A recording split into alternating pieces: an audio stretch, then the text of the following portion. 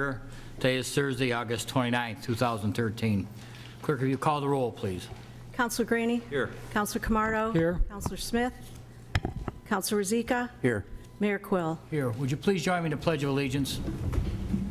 Pledge allegiance to the flag of the United States of America and to the republic for which it stands, one nation, under God, indivisible, with liberty and justice for all. If you remain standing for a moment, a silent prayer reflection. And I ask you to keep in mind this evening, firefighter retired Frank DeJoy, firefighter retired John Robert Klinowski, who passed away in this past week.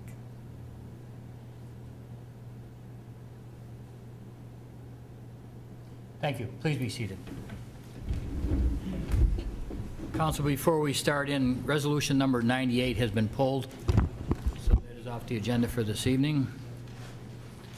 And we'll go into our public to be heard, and clerk, if you read our rules and regulations. At this time, we will open the public to be heard portion of our council meeting. As a reminder, and pursuant to City Council rules of procedure, prior to addressing council, speakers are asked to state their name, address, and affiliation, if any. All comments should be addressed to the entire council and not to individual staff members.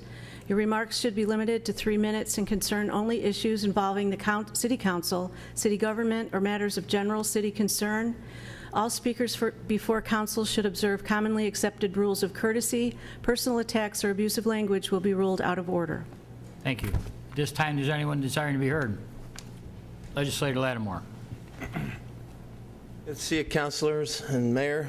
I'd just like to thank the coordinated effort this week with the president's visit, and village, towns, and cities and can work together and get something accomplished. And especially like to thank Mr. Agello and Chief Nagel and our sheriffs for coordinating all that.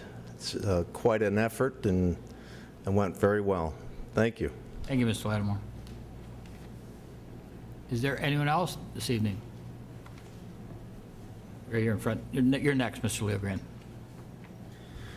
Hi, my name is Justin Huffman from the Camardo Law Firm at 127 Genesee Street. I'd like to talk about the theater project for a moment. Judge Polito's decision indicated that there should be open deliberation with the public having an opportunity for comment in public meetings. Now, being limited to 3 minutes each meeting does not provide for an ample opportunity for us to address all of our concerns. Now, during the last meeting, Mr. Fusco had given us a copy of parts 2 and 3 of the full environmental assessment form that was read to you at last week's meeting. Now, however, the full EAF references numerous documents that we would need copies of in order to fully respond. Now, the parts 2 and 3 refer to a binder with tabs along with the part 1 of the full EAF. I believe many of these documents that are referenced individually we already have, but there appears to be several that we don't, and we would like to see this full package. Now, on page 5 of that document of the full EAF, it references an August 20th, 2013 letter from Plumlee with a number of attachments, apparently.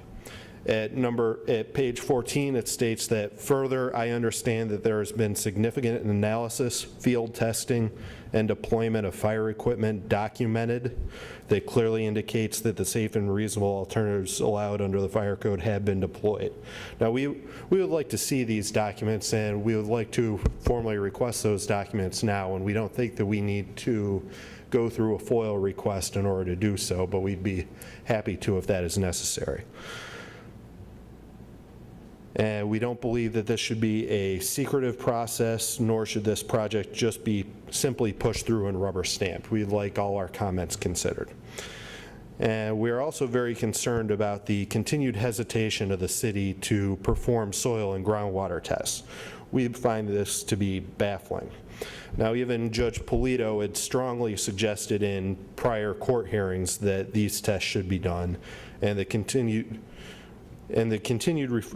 refusal to do these tests has us very concerned that there may very well be problems that are being hidden here. We would again urge you to ensure that a comprehensive review is performed and that all environmental issues being reviewed are addressed. Thank you. Thank you. Mr. Leogrand, I believe you were next. Thank you, Mayor. I want to thank the City Council for continuing to do, I'm Joe Leogrand, 161 East Genesee Street. Thank you. I want to thank the City Council and the city workers for continuing to do the movies and music at Hoops Park. Also, the music at Clifford, Market Street, and it's a wonderful thing for people to go see and have a free night out. If you haven't been to Hoops Park yet, on Tuesday nights, you're talking anywhere from 800 to 1,000 people. And thanks to the Wasco Fleming for continuing to do the concession stand. They offer a reasonable hot dog, hamburger, and fresh popcorn every Tuesday, and they're there, rain or shine, just in case it does happen. I want to thank Bill Schwartz and Roger Mills from the Wasco Fleming and all the ladies that help out at the Kiwanis. And it wasn't about 1990 that the Parks Commission decided to do movies at Hoops Park. It started out here in the lawn of City Hall in the 90s. Then it was thanks to Chuck Savage, a friend of mine on the Parks Commission, who decided to say, let's have a M&M Mondays. Unfortunately, the city has done Tootsie Roll Tuesdays. And I think Tuesdays is a good night because Mondays is busy. We have now 8 to 10 movies and music every Tuesday at Hoops Park. Tonight there's one at 6:30 at Market Street. About 50 to 75 people show up at Market Street. Parking is a little difficult. I'm glad to hear that the city is going to be buying a new showmobile that they could possibly use at Clifford Field for a nice stage. And it wasn't long ago that we used to use 16mm projectors and have to change the reels every 20 minutes. But now we have the DVDs, and some companies doing a beautiful job over at Hoops. And I do want to say that it's a little difficult to get the schedules out of the city for the weekly events. The website needs to be updated occasionally, and just to get the sheets of paper from the Department of Public Works has been a little challenging. They're saying that they don't want to print these unless somebody twists their arm. So it's hopefully that these schedules can be free at each event. People come up to me and ask me when the events are, and I said, well, I don't really know. I don't have the sheets in front of me, but I will try to get some. And some people can't afford computers, so they're not looking at the website, and they're told that they have to come down to City Hall or go to the library or something and look on a computer.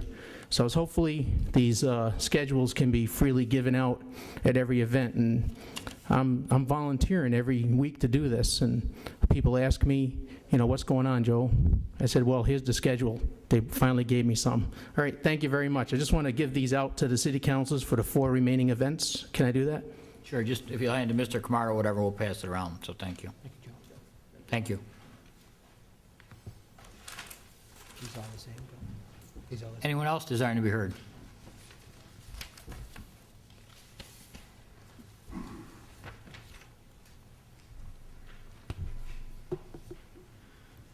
Good evening, Ron Quill, 5 Case Avenue. I'm glad to see on the agenda this evening, Council Resolution Number 97, the agreement between Auburn School District and the City of Auburn for SROs. I think the program that established many years ago to have SROs in the school has done an awful lot for the kids up there. I think they feel more self-confident, and I think they feel safe up there with police officers on the scene. So I'm glad to see it. The agreement was made, and I certainly hope that they have a good year this year. Thank you. Thank you. Anyone else desiring to be heard?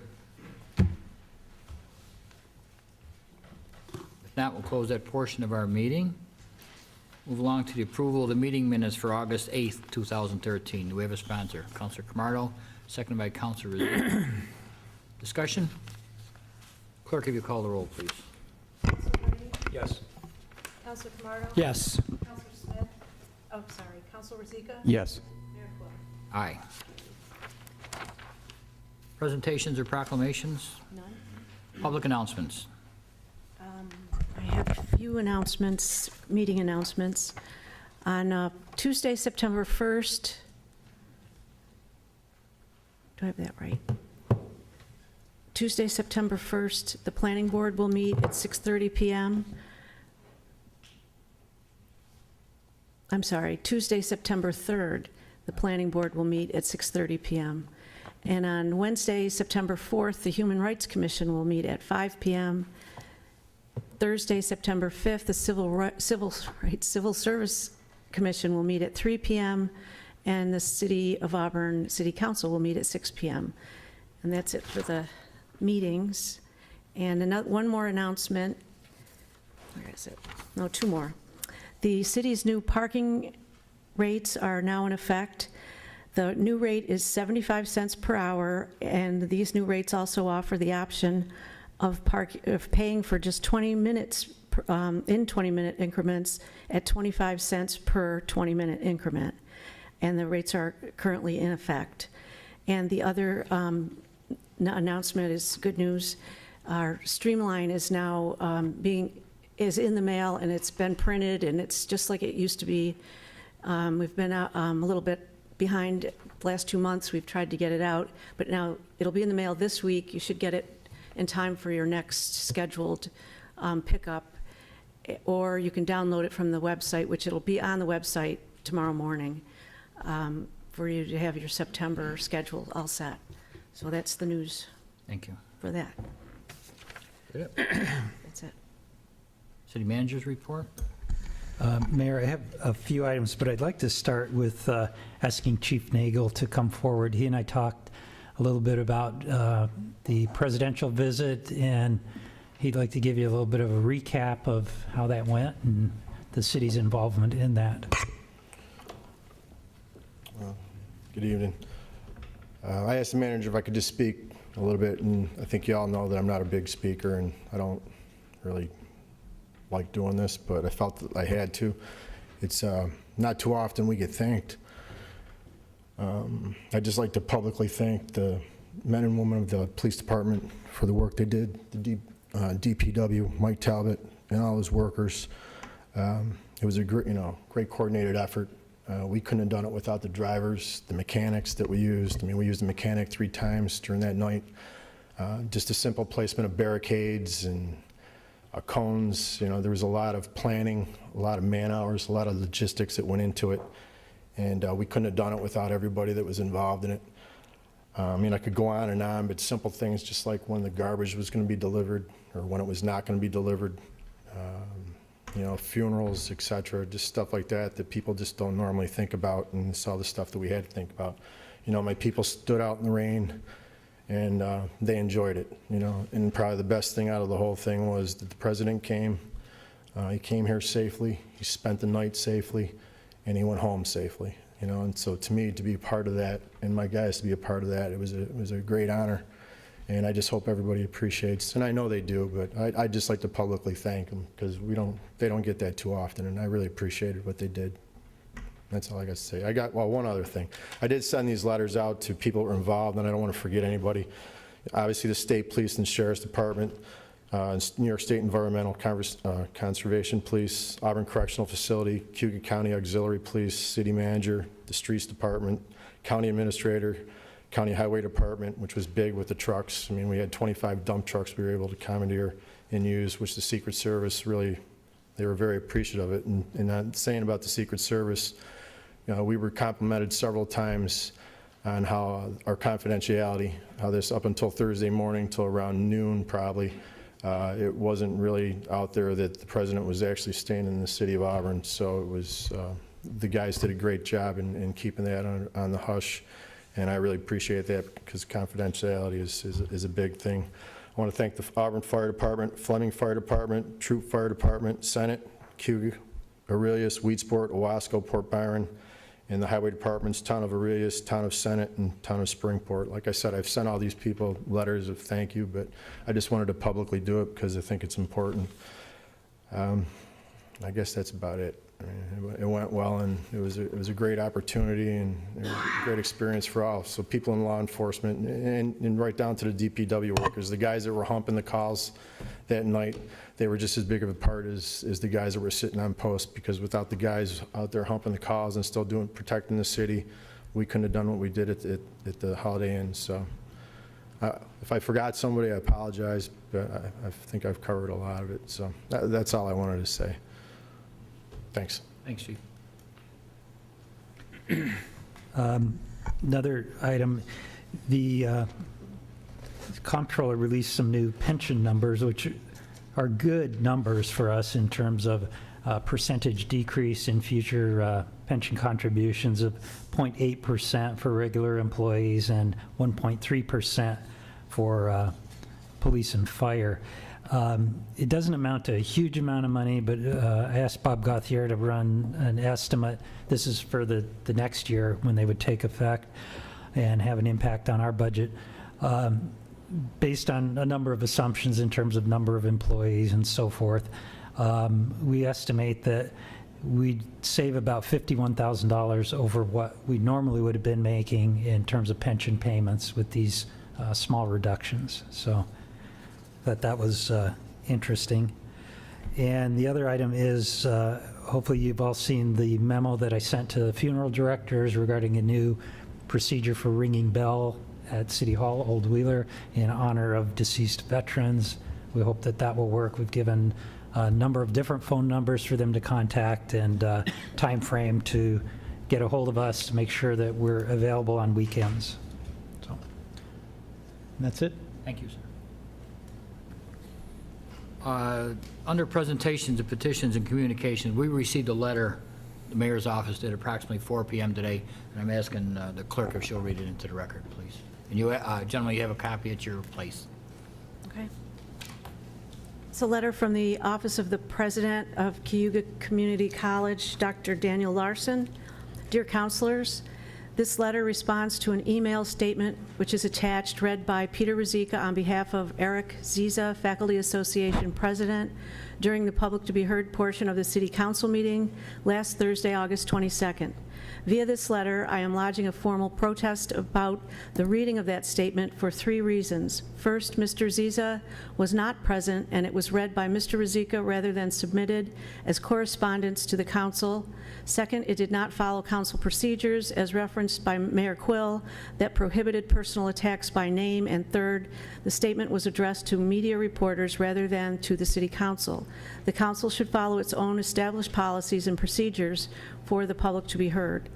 It is curious that Mr. Ruzicka, who by virtue of public office should be objective in his review of the court-ordered secret process, clearly is opposed to this project and doing as much as possible to delay and thwart it. When he consults publicly in council chambers with Joseph Camardo's attorney and advances and supports those legal arguments during council discussions, he is not being objective. His insistence exhibited last Thursday for further studies and written reports, despite court action to the contrary, shows his clear prejudice.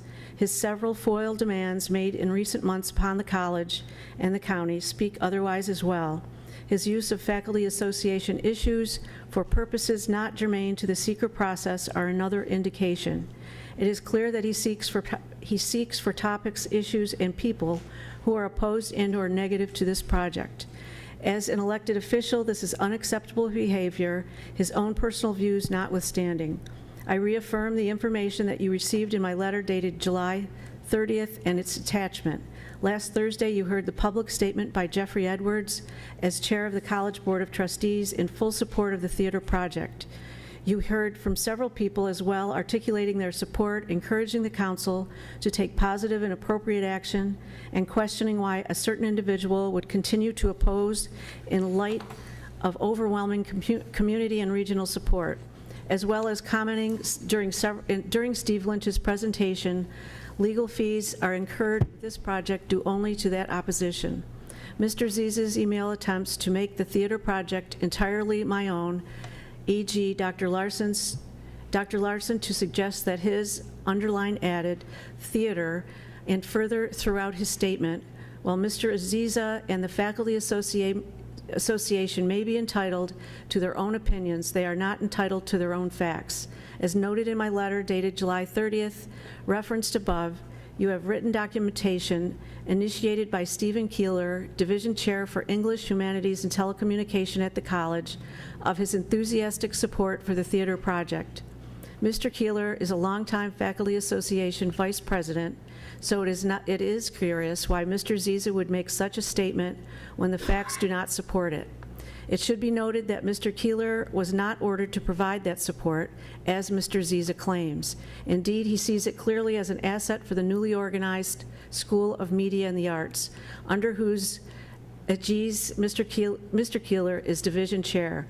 The theater project will be housed. As my letter of July 30th states, Mr. Keeler and Bob Frame, both college employees and both leaders for their respective bargaining units, have participated in a variety of meetings about the theater project in the past few years.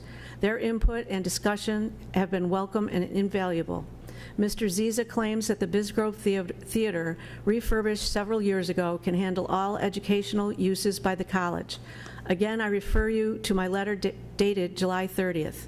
The Bisgrove Theater at our Auburn campus is a fine facility with a refurbished house and updated audience technology, but it retains its original design of the 1950s college auditorium. It is a busy venue as well, with performances and similar activities just about every week and weekend of the year. The summer is a full season with the college and community groups using the Bisgrove.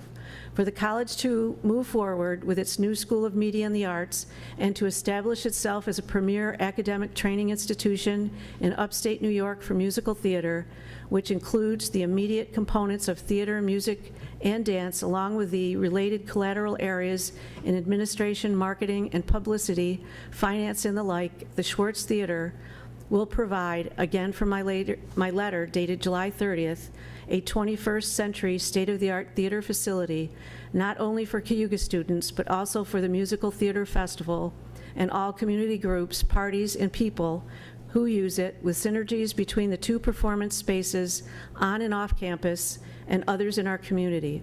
There will be nothing like it among the 30 SUNY community colleges, and probably few like it in theaters across the nation. This is exactly where the college should be positioned for programs and students, and for the growth that will help to ensure its future. More students means more revenue to the college, which will more than cover operational expense for this project. In 2013-14, student tuition and New York State base aid per full-time equivalent student, and a full-time equivalent student is 30 credit hours per academic year at Cayuga, equals about $6,500. Each out-of-county student generates per year about another $3,000 in chargeback revenue.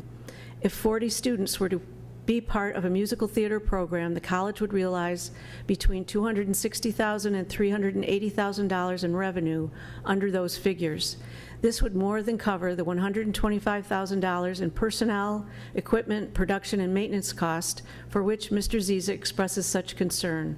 The facility is designed so operating costs can be lowered when not in use, as well as that the usage is designed for multiple purposes. That is, the green room can be used as a seminar room, the dressing rooms as conference rooms, the theater house as a lecture hall, the mezzanine and lobby as a reception area, and the like. With the new Hilton Garden Inn just 2 blocks away, the Stardust Entrepreneurial Institute directly across State Street, and the Auburn Public Theater 1 block up on Genesee Street, the Schwartz Theater will provide meetings, seminar, training, and educational spaces for a variety of users, college and community. Indeed, that is one of the foundational design principles undergirding this project. The facility is meant to be used and not just for theater performances.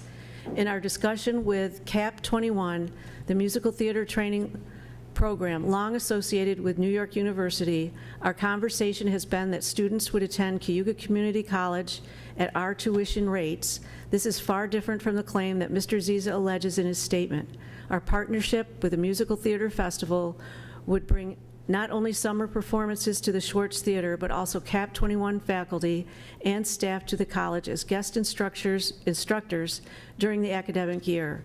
The bargain that Cayuga offers with current tuition of about $4,000 per year is extraordinary for the quality of experience and training this program will offer. Last Thursday, you heard a student clearly state that she would attend Cayuga Community College because of this program. I expect that there are many, many more just like her. Earlier this month, as you know, from the recent Citizen article, 44 students, most from Cayuga County, participated in a 2-week musical theater camp at the college, sponsored by the Musical Theater Festival, with CAP 21 faculty and staff. The student population already exists and is interested in the college and this program. The Schwartz Theater Project has the full express support of the College Board of Trustees, the Cayuga County Legislature, the Board of Trustees of the State University of New York, and all related entities regarding authorization, approval, and funding. It is not the role of the seeker process now to question these established facts, nor is it conscionable for the Faculty Association to ignore them by claiming that this project is just mine. It is good to hear the Faculty Association reiterate its commitment to the core educational mission of the college. Their leadership well knows the increased competition the college faces in fulfilling its mission to our stakeholders. We are surrounded by SUNY community college colleagues drawing students because of the opportunities they offer that we do not. That is part of the reason why we find ourselves in the current enrollment and fiscal circumstances. The larger strategy to address those issues involves the programs and services we currently do offer and those we would like to offer, both credit and non-credit, to our community. Capital projects like Schwartz Theater can provide assets and strength to the college, drawing students to us.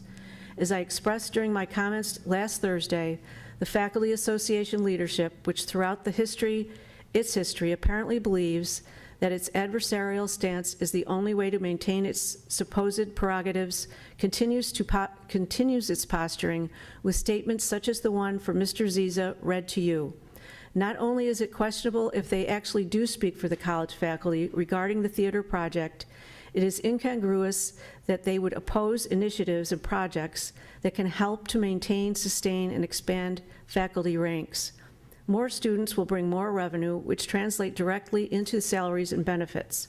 Personnel costs equal about 80% of the college budget, with a large proportion going to the faculty. The Faculty Association, whose members generally are at the top of the pay scale among the 29 colleagues in the SUNY community colleges with base salaries and total compensation, should understand that perspective very clearly. Even now, the Faculty Association leadership is attempting to require that the college provide more of its limited fiscal resources in support of their own operation. As a citizen, homeowner, and taxpayer, I object to this proposed use of public funds for private gain.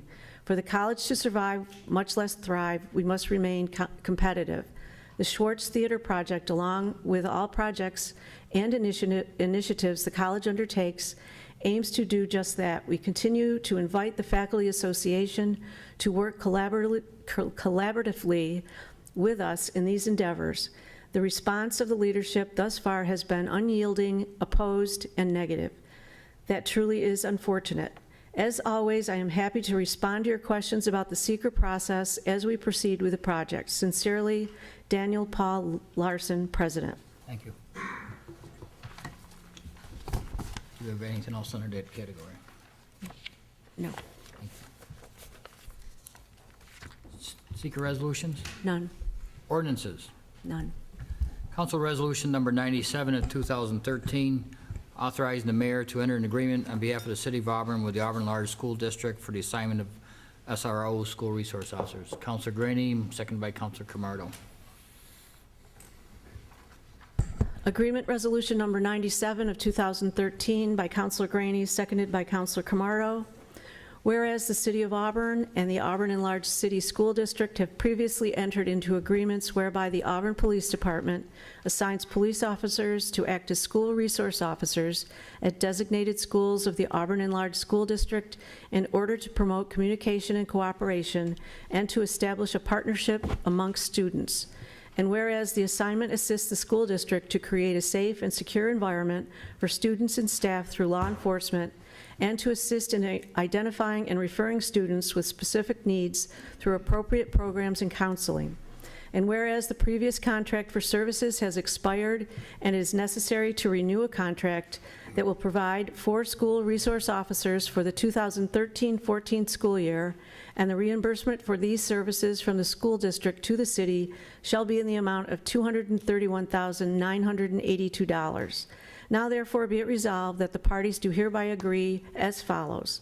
1, that the Auburn City Council does approve and agree an agreement between the City of Auburn and the Auburn Enlarged City School District to provide for the assignment of 4 Auburn Police Department officers as school resource officers for the 2013-14 school year. 2, that the Auburn Enlarged City School District shall pay the sum of $231,982 as reimbursement for the cost of the officers so assigned for the 2013-14 school year. And be it further resolved that the mayor is authorized to sign an agreement between the Auburn Enlarged City School District and the City of Auburn in order to provide for the Auburn Police Department officers to be assigned as school resource officers for the 2013-14 school year. Thank you. Mr. Selby? Just, the resolution's pretty clear, but it's an annual event that the council's asked to approve this. The school district reimburses us for the wages associated with this, and that's about it. Counselor Camardo? Doug, are we fully compensated on the wages and benefits? Only on the wages. The benefits aren't calculated into this number. Okay. So it's not a true number, that 283? It's not a full reimbursement. And in reading the contract, it doesn't look like it was designed to be, originally being a grant-funded program, didn't really cost anybody anything. So as it's evolved, I gather it's evolved into kind of a shared cost arrangement. Mr. Camardo? I fully support this program. I think it's important, especially with the problems that are facing society today. I think we need as much protection in the schools as possible. A couple weeks ago, I guess there was a meeting between the school district and the city. I had asked if all the funds were covered, if the city's expenditures were covered. I don't know if we had all the financials at that stage of the game, John, but I guess it's a different story. We contribute about $100,000 to this program. Is that correct, Doug? Well, if you add in pension costs, insurance I'm costs. talking about everything, yeah. And some management oversight. Yeah, about $100,000. If I could recommend, because I don't know if the true figures really were explored with the school district, I'd like to reopen the negotiations with the school district. I think in behalf of the council, cutting the $75,000 to the crossing guards, if there was any way possible, the school district coming up with some more money in this area, then we could try to fund the crossing guards, which I think is extremely important for this community to have crossing guards for our children. I know Mr. Bush spoke last week about it, brought up some valid points. I know sometimes we look towards volunteers, but volunteers are not always available. They try hard, we respect them for all the hard work they do, but I would really like to try to go back and see if we could show all of our costs in this area and see if there's any possible way of the school district coming up with any more money in the hopes that we could fund the crossing guards.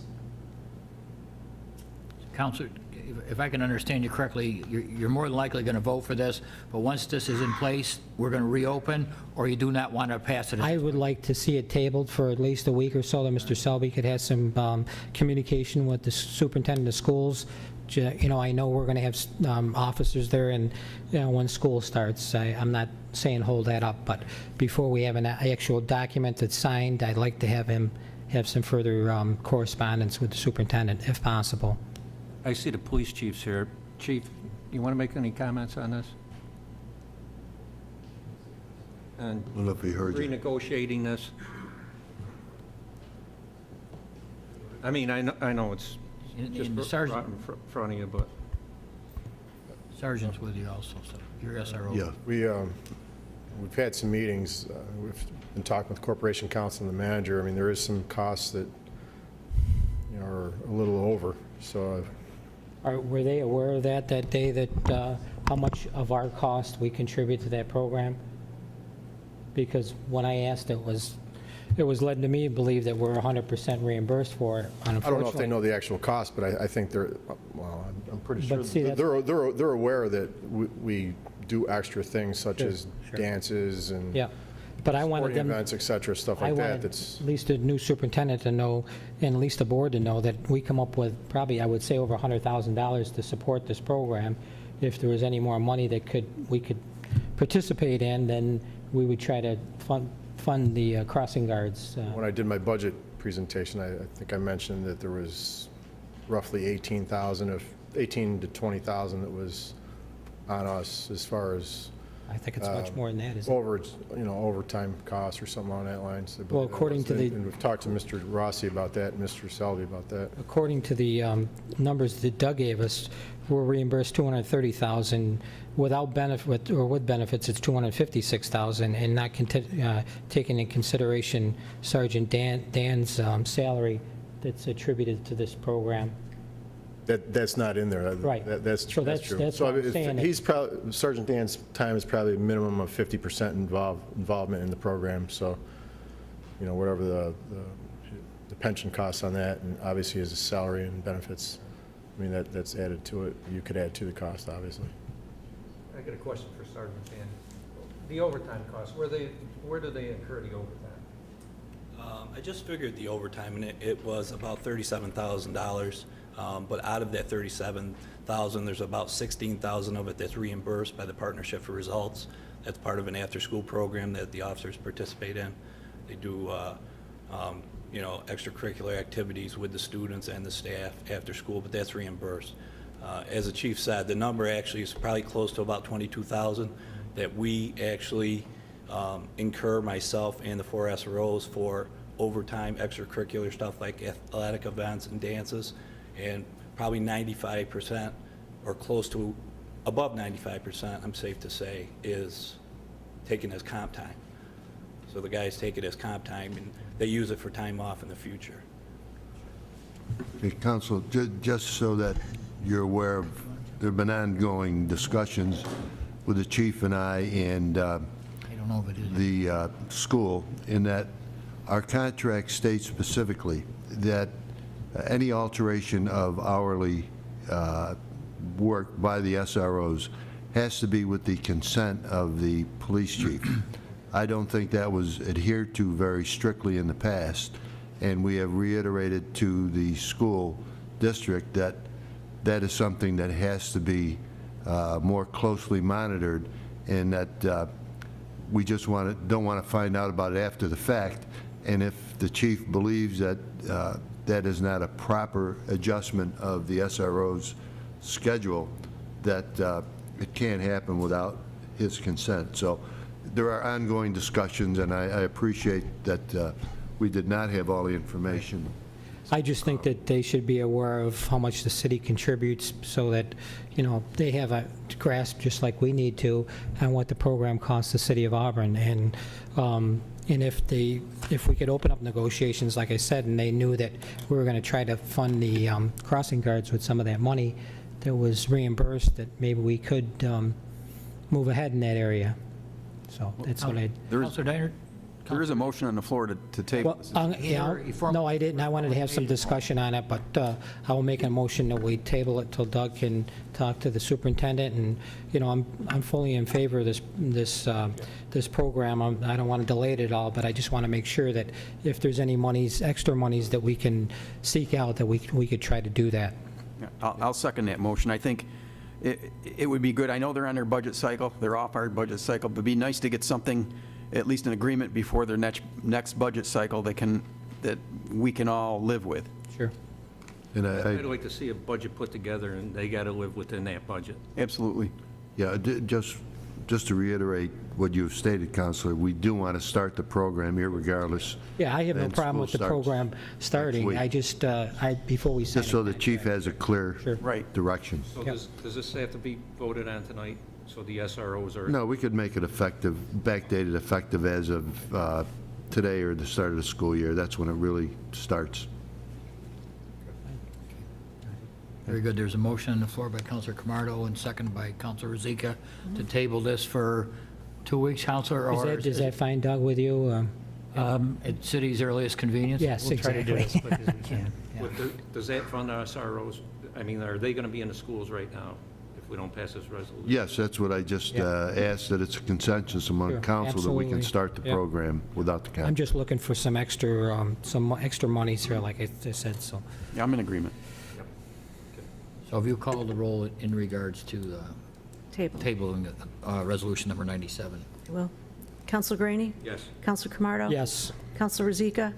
Yes. Mayor Quill? Before I vote, just so everyone here knows, that the council is fully supportive of this resolution, but we're trying to get the most bang for our buck. And to the chief and the sergeant, we want our SROs in the schools starting next week. That's our intent. We'll worry about the money down the road. That'll be our job, but we want you to continue with yours. With that, I vote yes. Tabled. Thank you. Agreement Resolution Number 99 of 2013, authorizing the mayor to enter an agreement with the U.S. Geological Survey, U.S. Department of Interior, for a water resource investigation of Owasco Lake. Councilor Camardo, second by Councilor Rozika. Agreement Resolution Number 99 of 2013 by Counselor Camardo, seconded by Counselor Rozika. Whereas the City of Auburn and the U.S. Geological Survey have entered into an agreement for the operation of the stage station on Owasco Lake and the continuous discharge station on Owasco Lake Outlet. And whereas the agreement period is from October 1st, 2013 to September 30th, 2014, and it is required to have a signed agreement in place prior to the commencement of the project activity. And whereas the work performed is in the amount of $22,210, of which $6,600 is to be contributed by the U.S. Geological Survey, and $15,550 is to be contributed by the City of Auburn. And whereas the expenditures are necessary to cover all of the costs of the necessary field and analytical work to collect the data, namely the maps, records, and reports resulting from the program, which is necessary in connection with the management of Owasco Lake levels. Now therefore be it resolved that the mayor is hereby authorized to enter into an agreement for a period of time commencing October 1st, 2013 to September 30th, 2014 with the U.S. Geological Survey, U.S. Department of Interior, for a joint funding agreement for water resources investigation of Owasco Lake, whereby the total expenditure is in the amount of $22,210, of which $6,600 is contributed by the U.S. Geological Survey, and $15,550 is contributed by the City of Auburn, and the comptroller is authorized to contribute the City of Auburn's share as designated. Thank you. Discussion. Anthony's here.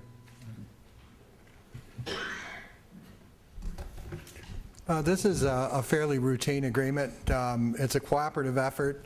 We've used the gauging station, and it's been established over the past 30 years or so. Essentially, there's two gauging stations that this agreement refers to. One is on our CSO that's across the street from Wegmans, just a little bit upstream from Hunter's Diner. That gives us the ability to meter the flow in the Owasco River so that we can ensure that we meet the flows as dictated by necessity according to the weather, and to meet the minimum flows that we're required to meet according to DEC and federal regulation. The other metering station is up at the lake, and it's under the county bridge that's in Emerson Park. And if you go to the park, you'll see that there's a little green, what looks like almost like a tool shed, just before the bridge over the river. And that's where that meter is located. And the main purpose of those, of course, is to collect the information as to what they refer to as the stages of the lake and the river. That's the elevation, the height of the lake above sea level, and the flow in the river. We're obligated to run both of those according to rules set by the Army Corps, but more importantly, through the course of the year, we maintain those for not only the maintenance of our drinking water supply, but for flood control and for control of the lake during the wintertime to ensure that during periods of excessive snowfall, we maintain enough space in the lake to avoid flooding in the springtime. Where it becomes critical, of course, is in years where we have an exceptional amount of rainfall or an exceptional amount of snow. In the past, going back 30 years, of course, the federal government paid a larger share, but as we've seen, both with the state and our federal partners, that has declined over the years to the point where, you know, we bear more of a share of that now. But it's essential that we do this. In actual fact, this information is available to us not only at the station itself, at both locations, but also now online, so that we can go into the internet and to get this information on a variety of devices. I've actually got my iPhone and my iPad here with me, and could get onto the internet and to get those in real time. I was on vacation this week, and I was still able to, away over in Chautauqua County, take a look and see what our average flow was. I could see the rise of the lake during the rain that we had the last couple of days here, and keep appraised of the situation, even at great distance. You know, it's an invaluable tool for us to use, and not only for the purpose of tracking and statistics for future trends, but also to control and to avoid flooding, and to use it as that tool as well. And we do that in cooperation with the Canal Corp downstream as well. You know, so it's an invaluable tool that we use. There is also a third station that we don't actually directly support, that the county uses at the south end of the lake, but that also is invaluable to us because it gives us an assessment of the amount of water that's coming into the lake at one point. So, you know, they're invaluable to our work. Anthony, is this real-time data? Yes. The data that we get online, actually, there's a couple of telephone numbers that you could call that are actually lagged by about 4 hours, but the information that you get, if you look online, is actually real-time data. Okay. And it's within the last 15 or 20 minutes, actually. So who else monitors this? Well, the feds monitor it themselves, and then, like I said, various other stakeholders in the area look at that on a regular basis also, especially the Canal Corp downstream from us, you know, who is a division of New York State. It's the Thruway Authority that maintains the flow through the barge canal system now. And the managers of other lakes in the Finger Lakes, for example, Cuga Lake, Seneca Lake, those other watersheds also. And as I said, we stay in communication with each other and work cooperatively to designate the flows that we're going to release downstream into the canal. So we're all connected? We're all connected, yep. Both through the internet and, like I said, in real time with the data that we get from these stations. So that's how we stay connected, and that's how we try to mitigate high water and flooding. Okay? Thank you. Helpful? Thanks, Tony. Thanks. Okay. Clerk, if you call the roll, please.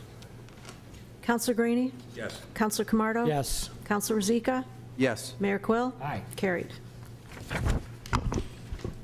Financial Resolution Number 100 of 2013, authorizing the purchase of view permit software. Do we have a sponsor? Counselor Greenie, second by Counselor Rozika. Financial Resolution Number 100 of 2013 by Counselor Greenie, seconded by Counselor Rozika. Whereas the City of Auburn, New York undertook an information technology capital improvement plan for the purposes of purchasing and installing various computer equipment and software for all city departments.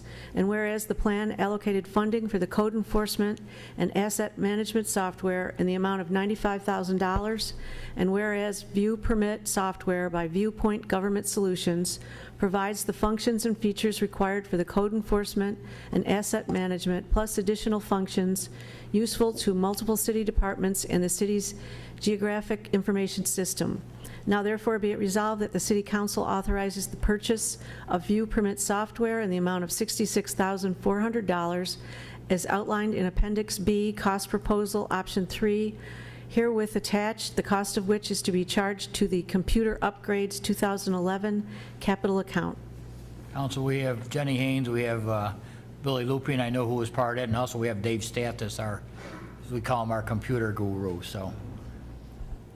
Councilor Camardo. Yes, Doug, I just had some comments on this. I know that the city should be moving in areas like this to provide efficient and effective services, but I do have a problem with spending this money at this stage of the game when our codes office is only staffed 2 days a week or open to the public for 2 days a week.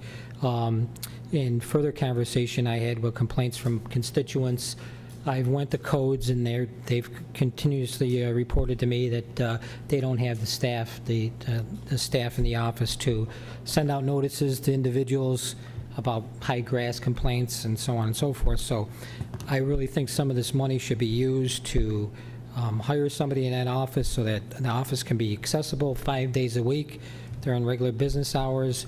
Unfortunately, we have a lot of senior citizens in the community who do not use a computer and do not have access to a computer. I'm very, I feel very firm about not spending this money until we can get that office staffed and being able to accommodate the needs of the public on a daily basis. Doug, could you explain to them some of the benefits of the system? Yeah. And where this money's coming from? Yeah, first of all, the money is coming from a capital account that was set aside for technology improvements and specifically included code enforcement software upgrades. The system today, I'd have to say, is archaic at best, very paper intensive, very manual. It's very difficult to track detailed information on particular projects. And it's certainly, as you mentioned, Councilor Kamara, it's inconvenient for the public, even when we have office hours. What this software would do is basically create a virtual 24/7 building department office where, if, at 2 in the morning you decide to, want to get a permit for remodeling or contractors working late, they will be able to do that with this software and actually start the permit processing anytime that they're comfortable doing so. It will help us to do what I think everybody wants us to do with this staff level that we have today by putting more technology in the hands of employees and making it available to the public as well. Granted, there will be people that need to come to the counter because they're not comfortable with the computers. We'll still provide that, but this is a giant step forward in terms of integrating a lot of different information, reducing paper, reducing processing time, and dramatically modernizing our building permit and codes process. Question for you, Doug. Where'd the capital money come from? This was set aside, and I might ask Jenny, because she was here when it was done, Jenny or Bill. I understand it was, but where did the money come from, though? It's taxpayers' money is my point. Yeah. Yes, you allotted the money for the taxpayers' money. Excuse me, Counselor. Let me just finish what I'm going to say here, please. It's taxpayers' money that you set aside for this program. It's not any grant money or anything like that. The council set it aside. Right, exactly.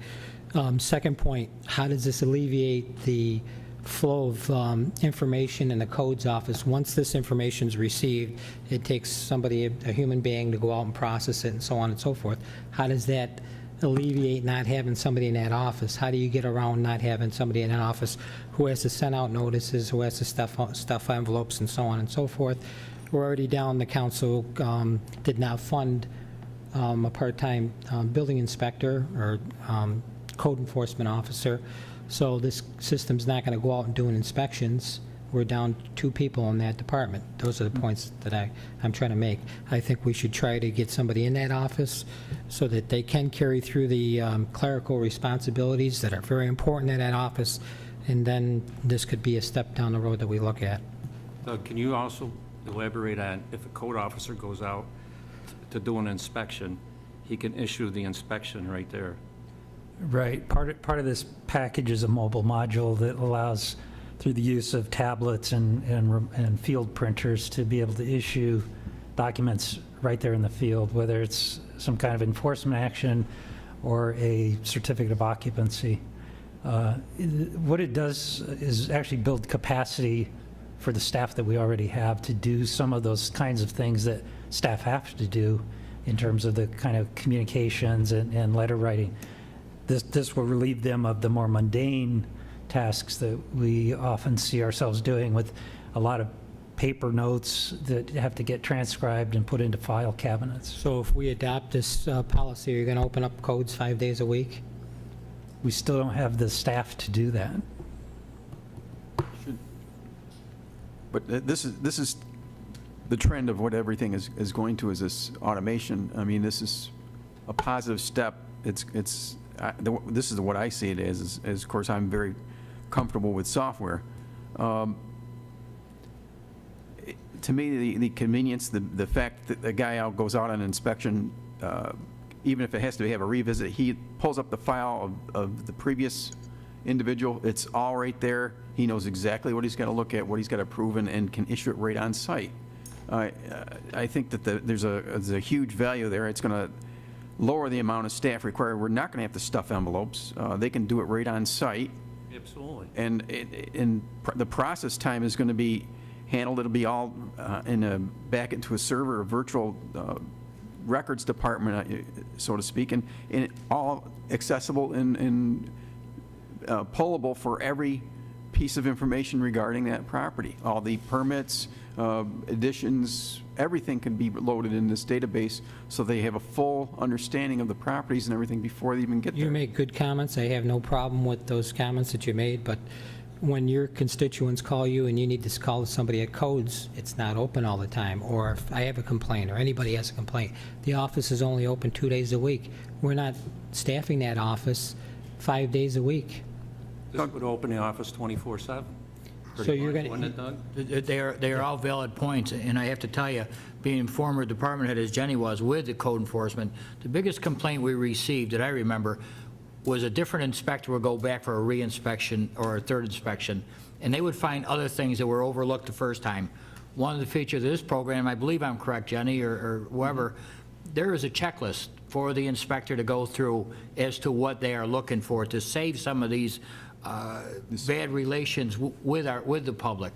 Councilor Camardo, you're right. I would be glad for you to introduce a resolution to add the person back into our budget. I'd be very happy to work with you on that. At the same time, this is the way our society is going. We went to Pango parking, and it's helped. It hasn't helped as immensely as we thought at first, but it'll give it time to grow. I think this is beneficial both to the code enforcement, the Office of Economic Development, also the fire services, where they can look at these different things in the middle of the night when you can't get an inspector there, so you know what's going on with these buildings. The last thing I'll throw in there, I retired in 2006, and we were just starting to investigate this when the fire department had it. I'm glad that it's finally hopefully coming to somewhere to where we can use it. I'm sorry it took so long, but just think how much the software has advanced in 7 years, and I haven't advanced, I've gone the other way, so I just want to make one final comment, Mayor, and I'll let it go on. I have no problem with this at all. The problem I have is the office is not staffed. We don't have the personnel there. I think the money should be redirected in that area. Understood, Councilor. Thank you. Understood. Jenny, you sat in on a bunch of different demonstrations. Can you elaborate what you thought about this viewpoint? Well, like the mayor said, there's been multiple investigations since around 2006, and recently we had looked at 3 different software programs with the manager. He's really been pressing us on getting, virtual permits together. This software program was by far the easiest to use from both the staff side and the public. And we are hopeful that, even though I totally agree with you, would love to have more staff in the code enforcement office, that it will create capacity because we'll have, less paper, less need to write on yellow tablets and have somebody type it, that kind of thing. So we're excited about it. It's going to be a heavy lift to get it implemented because we do have a paper-based and AS400-based system now, but the other 2 software programs, also excellent programs, but this was the best one. The other thing, beyond code enforcement, there's going to be ability for planning and zoning, fire. It's going to be tied to our GIS. Applications in water and sewer. There's a lot of different capacity modules that can be built into this, and we're going to bring codes on first and then build from there.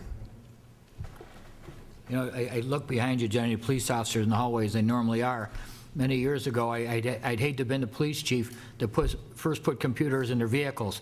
I don't know how they come down on whether they like them or don't like them, but from the way I look at it, it's a good piece of hardware to have with them. It's almost another set of eyes and ears. And officer, I won't put you on the spot, but you're nodding yes, so I'll take it it's a good thing. So it's not law enforcement, but it is enforcement of some nature, and it's a good record keeping. Well, I can understand. It's going to be a bit of a culture change as well. I mean, people are they're hesitant to do a change of this type of magnitude, and it is going to be a learning curve. But after the initial, I'm going to say, hump of this, it's going to be so much easier. I think it's going to streamline the whole process. It'll free up staff, and perhaps even so, it'll allow even if we have still maintained limited hours, they'll be more readily available to help those at the counter and be able to handle that counter load much quicker, rather than having to be interrupted by some clerical duties or record keeping, where this will be all automated, and to me, it's the way to go. Yep. Very good. Doug, also, could we set up a station someplace in City Hall where somebody could come in, get help with this computer, and get online? And Yeah, as you discussed with me earlier, I think we could probably create a self-service kiosk for those who might come to City Hall and want to use that. So like people go to the bank and use an ATM instead of the teller window, we could perhaps do something like that. We'll look at that. okay. Please call the roll. Thank you, Jenny. Counselor Graney? Yes. Counselor Camardo? No. Counselor Rozika? Yes. Mayor Quill? Aye. Carried. Councilors, resolution number 101 and 102 were pulled earlier. Move along to council resolution number 103, authorizing the conveyance of the Thomas Brogan Manor Public Housing Project by the Auburn Housing Authority to Brogan Manor Housing Development Fund Company. Do we have a sponsor? Councilor Camardo, seconded by Councilor Rozika.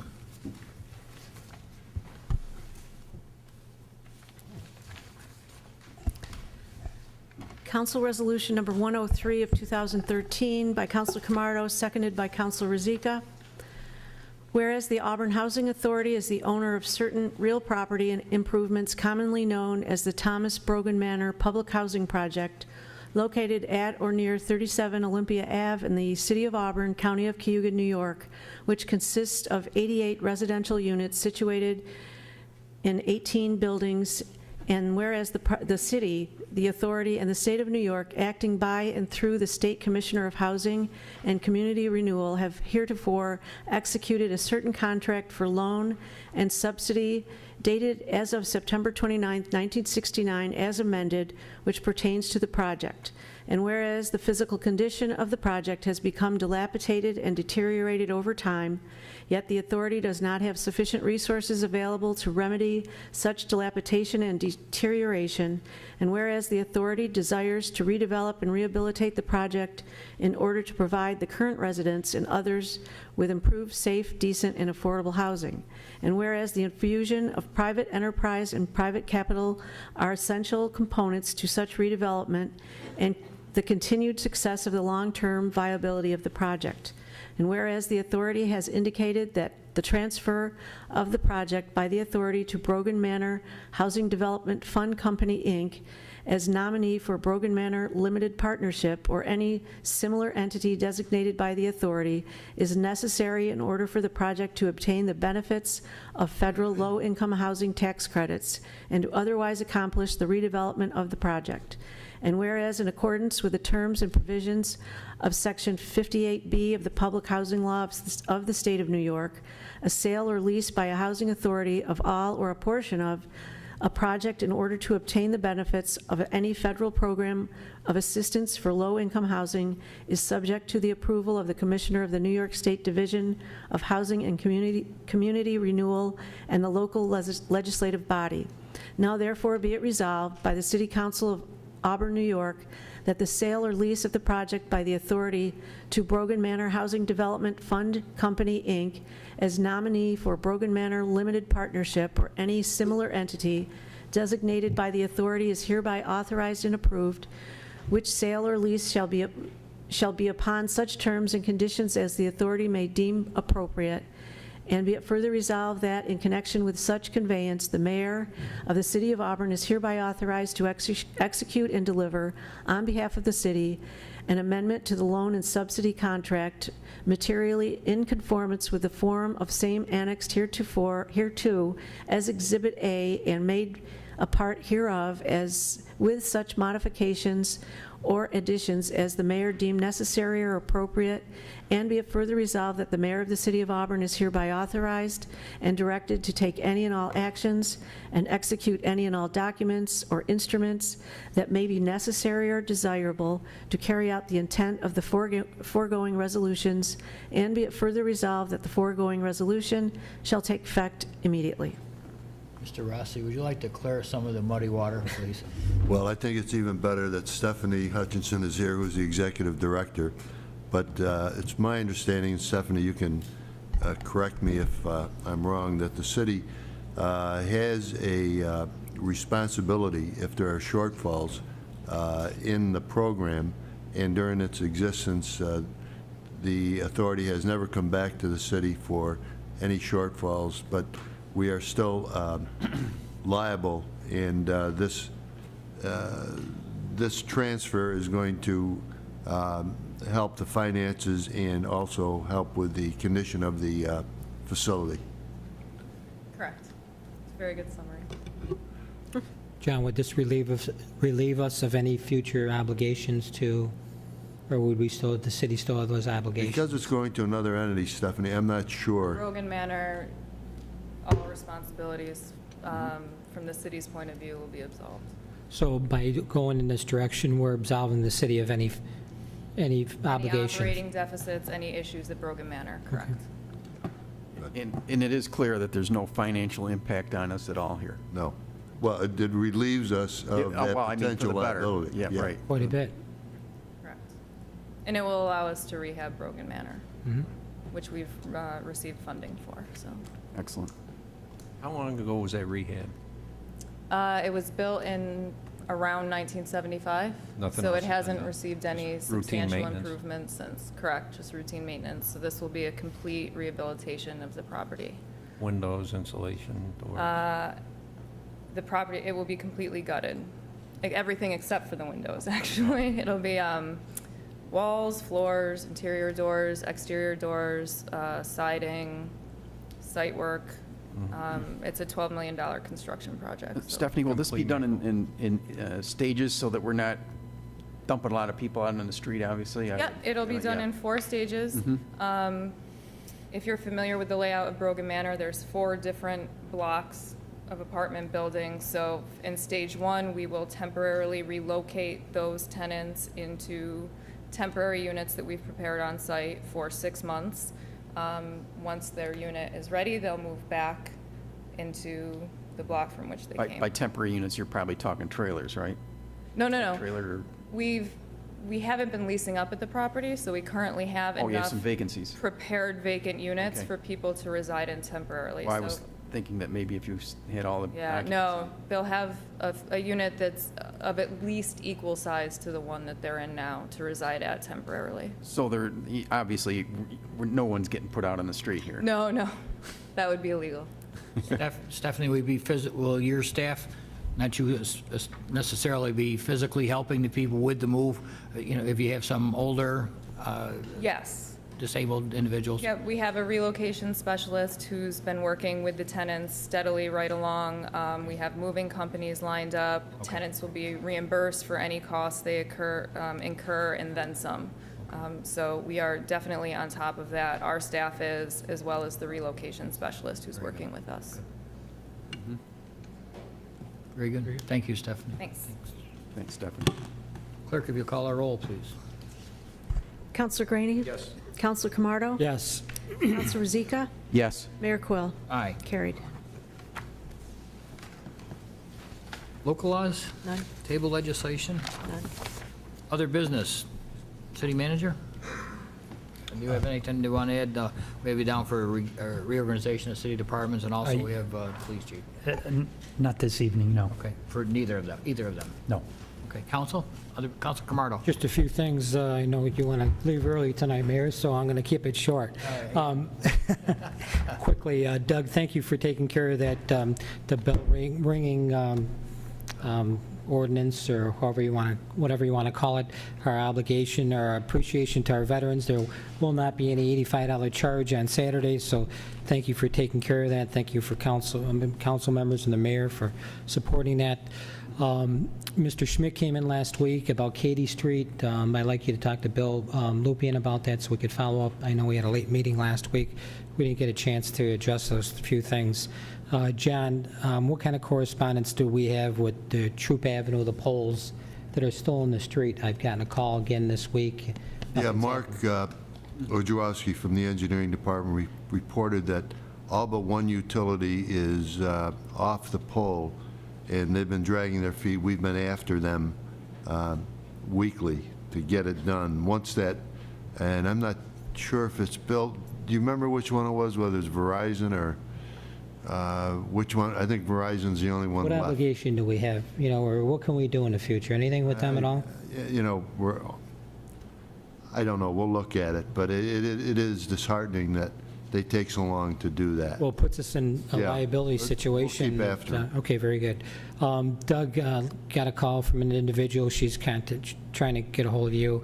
Hoops Park had some events this past week, and the police department was handing out parking tickets for alternate side parking. So could you talk to the police department about that? People are going to events, and during the course of events, I don't know if we should be out handing out parking tickets, but she's going to be contacting your office. Probably Officer Laraway. Yeah, I don't know who. And Debbie, just so in the future, just to make sure we're clear on this, if we run out of audio or visual, that we have some kind of backup, maybe a tape or something that we could keep the minutes, because in the future, when you look back or you want to go back on what was said, or so that we have some kind of backup on that. That was it. Thank you. Just one quick comment. I went by Katy Street today. I seen a lot of action on the street. I don't know if it was the patching company we had hired. Bill? I went earlier, I didn't see anybody there other than a bunch of parked cars. Yeah, well, this was around 3 o'clock. Yeah, Bill and I talked about Katy Street, Did and you? I haven't followed up to find out what you may have been able to do, but maybe saw evidence of that. Oh, Doug, with the school year opening up, crosswalks, are they adequately painted and striped? Started painting them this week. After you brought it up, I checked, and we're actually in the process of painting them, and we'll continue until we're done. Okay.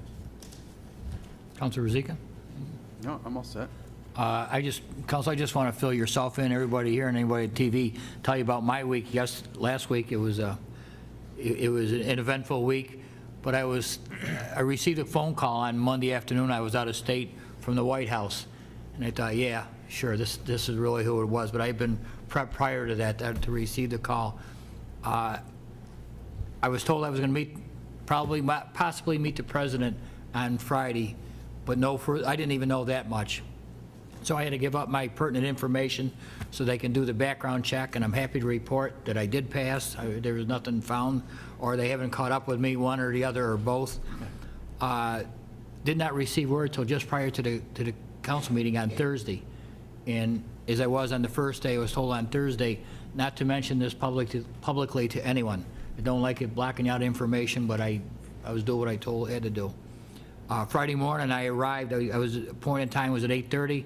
I arrived just prior to that by the sub shop on the corner of Seminary and North Street, and it was very interesting. It looked like a city under siege with all the police officers. As the chief said, the dump trucks.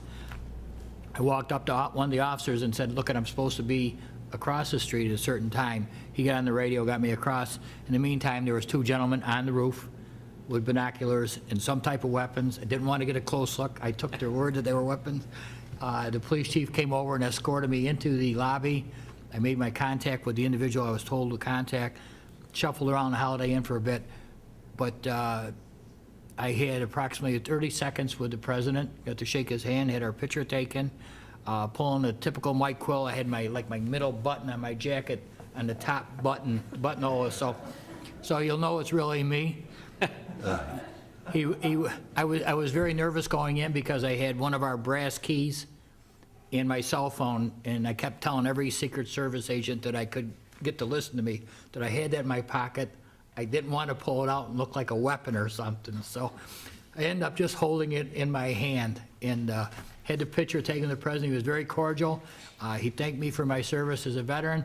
I told him we were very happy to have him here in Auburn. He accepted the key. And from that, my 30 seconds of fame was over. I was shuffled out. I was told that I'll get a copy, and I'll make autographed copies available to council if you so desire. But once I walked out of the lobby of the Holiday Inn, I started down the driveway, which would be the south driveway. And I was talking to a couple police officers on the way, and then I just walked. I was coming back up here, and the Secret Service agent come up to me, and you can tell them they have a great big star and a collar, a lapel button. He said, "Sir, you can't go." I said, "Okay." I was just going, "No, you can't go." He said, "The motorcade is coming." And as soon as he said that, the motorcycles started out of Chapel Street and then down North Street. So I was really grateful to him, because I could see myself being cuffed and stuffed in the middle of North Street, and with the media being all over the place, it would have been an exciting day. So at no time, and I had many people calling, sending me emails, stopping to see me. At no time did I divulge what I knew, because I really didn't know anything, nor did I know the travels of the president, where he was going before the Holiday Inn, after the Holiday Inn. When I walked back up here, I took it upon myself to talk with people in front of City Hall and across the street, say, "Look, he's gone on to Skinny Atlas, he's already there." And they said, "No, he's circling the block." I said, that's okay, it's your prerogative, stay here as long as you want, but it's hot. And I feel bad that you're staying out here, but he's not gonna show up. So little by little, they left. So there was nothing myself or the city manager or any of us could have done to change that. So I just wanted to explain my side of the story, and it was a thrill meeting him, and I thank him for the opportunity. So in the Secret Service, in our police department, our firefighters, our DPW, they were, as a chief, they were very, very professional. They knew what their job was. They got it done as they always do, not looking for any fame or claim. They just go about their business, and that's one of the great things about being a city employee, is being one of them. So, do we have a request for executive session?